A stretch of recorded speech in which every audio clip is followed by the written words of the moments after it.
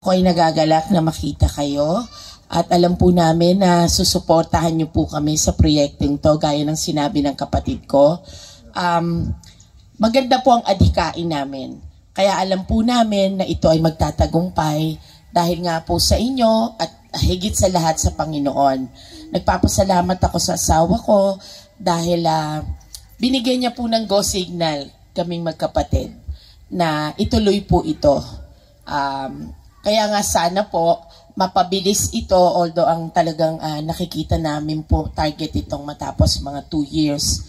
So hopefully makat down po natin yon. At nakikita namin maraming pwede tayong i-explore dito po. Marami po itong pwedeng idalin po rito sa ating bayan, sa Morong. Kaya po lagi lang namin pong sinasabi, magtiwala lang po tayo sa isa't isa.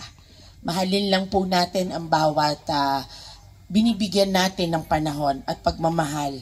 Ang kung anuman pong proyekto, anuman pong gusto nating ma-achieve, yan po, diba? Kaya basta sama-sama.